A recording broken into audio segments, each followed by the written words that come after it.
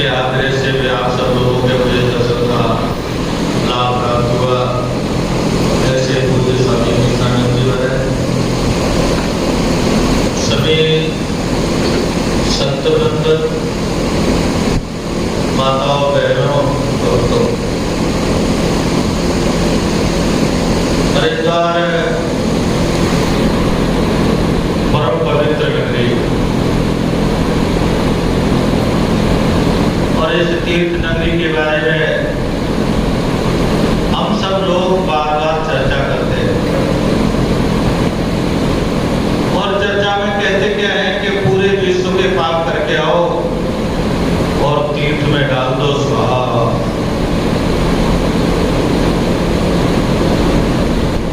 लेकिन हमको कई बार लगता है कि हम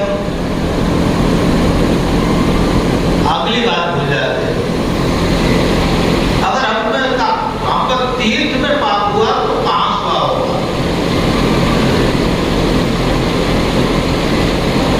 मैं पिछली बार आया था, तब भी मैंने काफी संतों के भाव सुने। आज भी आया हूं तो सुन रहा हूं, आनंद आ रहा है। गिरी माता जी के व्यवहार पर, आचरण पर, जीवन पर हम विभिन्न चर्चाएं कर रहे हैं।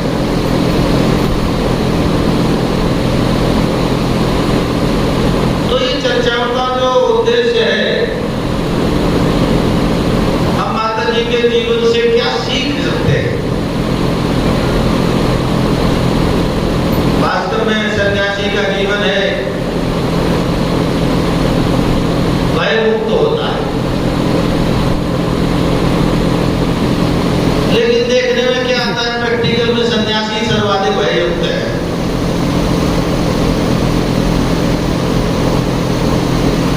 हमने इतने दिन सुनने के बाद भी सीखा क्या?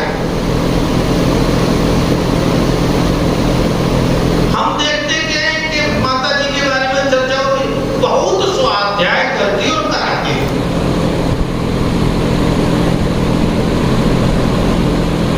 लेकिन हमारा कितना स्वाध्याय चिंतन है? मैं किसी पर कोई उंगली नहीं उठा रहा, वह उंगली मेरे तरफ पे। लेकिन चिंता का विषय जरूर है, चिंतन का विषय जरूर है। वास्तव में माता जी की हम जयंती मना रहे हैं, सब रजत जयंती मना रहे हैं, तो हम कितना स्वाध्याय करते हैं, कितना स्वाध्याय कराते हैं। और हम दुनिया की चर्चा करें, आत्म तत्व है हमारा, हम शरीर नहीं है, हम स्वयं भगवान का स्वरूप है। यह बात बिल्कुल सत्य है, लेकिन इस सत्यता ये हमारे हृदय में कहीं न कहीं स्थायित्व नहीं लेती। वैसे मैं बात कह दूं थोड़ी पहले उसे, भारत में सर्वश्रेष्ठ परंपरा ये दशनाम संन्यास की परंपरा बहुत उत्तम परंपरा है। हम सब इसमें हैं तो हम बड़े सौभाग्यशाली। परमपिता परमेश्वर ने हम पर बहुत कृपा की है। आदि जगत शंकराचार्य जी की महाराज का की उस धारा में हमको स्वीकार किया है। भगवान शंकर की हम पर सीधे सीधे कृपा है। लेकिन इतनी कृपा होने के बावजूद भी और हरिद्वार जैसे तीर्थ पर रोज चर्चा होने के बावजूद भी कैलाश आश्रम में, संन्यास आश्रम में थोड़े से सन्यासी स्वाध्याय पठन पाठन करते हुए दिखाई देते हैं, जबकि ये आज बड़ी मात्रा में अभाव हो रहा है। और आप सब वास्तव में भगवान की कृपा के पात्र हैं। ऐसी विषम परिस्थिति में आप स्वाध्याय की चर्चा करते, चिंतन करते, मनन करते, संन्यास्त जीवन का आचरण करने का प्रयास करते, लेकिन आज इसका बहुत बड़ा अभाव दिख रहा है।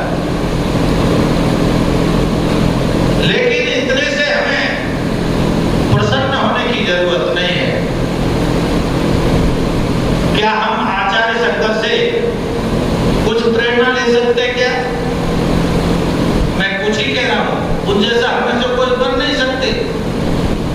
मैं देख रहा हूं उनके चित्र, अनंत लीलाओं का यह वर्णन है उनकी का।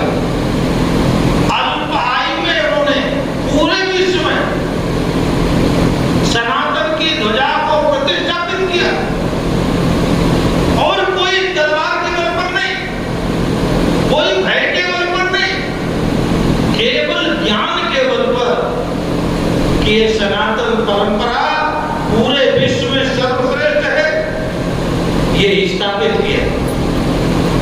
और निर्भय की तो चर्चा करें तो भय तो कोई लेस मात्र था ही नहीं, लेकिन हम उस परंपरा के अनुयायी हैं। क्या हम वास्तव में रजत जयंती के अवसर पर हम संकल्प ले सकते हैं कि हम पूरे विश्व को नहीं, अगले साल तक कुछ तो जगाएंगे? उनको वास्तव में नमन करने का मतलब केवल यही है, हम कोई श्रद्धा सुमन समर्पित करते हैं या हमारे हृदय में श्रद्धा है, हम श्रद्धा प्रकट करने के लिए जयंती मनाते हैं। तो ये जयंती का औचित्य या निर्माण दिवस का औचित्य, क्या हम उस परंपरा में से कुछ 2 कदम 4 कदम चलने का प्रयास करेंगे क्या? इतना सामर्थ्य मैं ये नहीं कहता कि सब लोग एक जैसे होंगे, लेकिन किसी का 2 कदम, किसी का 10 कदम, किसी का 20 कदम। हमने माता जी की महिमा का वर्णन किया, बहुत अच्छी बात है, लेकिन माता जी की महिमा के वर्णन में से कुछ अंश हमारे जीवन में आने की संभावना हो सकती है क्या? उसका हम अनुसरण कर सकते हैं क्या? और नहीं तो भाई, हमने एक बात सुनी थी, हमें वह बात सुनकर के डर सा भी लगता है। एक सज्जन पुरुष आ रहे थे, कबूतर बैठे थे, तो कबूतर से उस सज्जन पुरुषों ने आगाह करते हुए कहा कि देखो कबूतरों, बहेलिया आएगा, जाल बिछाएगा, दाना डालेगा, हमको फंसाएगा और हम नहीं फंसेंगे। ये पूरा सूत्र पढ़ाया उसने, बड़े ढंग से पढ़ाया और उनको रटाया। अब कबूतरों ने क्या किया? उन्होंने रट्टा लगाना शुरू किया, बहेलिया आएगा, जाल बिछाएगा, दाना डालेगा, हम नहीं फंसेंगे। यह बार-बार करते, कहते बार-बार, लेकिन कुछ समय बाद घटना होती है, बहेलिया आता है, जाल बिछाता है, दाना डालता है, कबूतर बोल रहे, उनका बोलना रटना बंद नहीं होता है, लेकिन वह सारे कबूतर बहेलिए के जाल में फंस जाते हैं।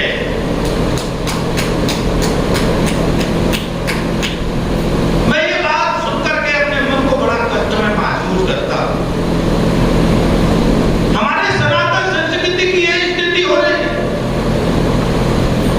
इस पर जरूर विचार करना चाहिए। और यही अपने को वो संकल्प लिया तो वास्तव में उनके चरणों में नमन और वंदन करने का महत्व है। मैं भी गिरी माता जी के चरणों में नमन वंदन करता हूँ। हम सब बड़े सौभाग्यशाली हैं, आज उनके 25वीं संज्ञा जयंती के अवसर पर उनको स्मरण कर रहे हैं। मैं बहुत ज्यादा न कहते हुए यह सब विद्वान है, क्योंकि संन्यास आश्रम विद्वानों की परंपरा का आश्रम है। मैंने तो आपको केवल अपने हृदय की कुछ वेदना है वो मैंने आपके सामने रख दी। विद्वान तो आप में से जाने कितने लोग मुझसे होंगे, और मैं केवल इतना ही समझता हूँ, सच्ची श्रद्धांजलि या सच्चा वंदन अभिनंदन यही है उनका कि हम अपने हृदय में कुछ क्या उनके विचार आचरण, उनका जीवन का कोई अंश ग्रहण कर सकते हैं। ओम शांति शांति शांति।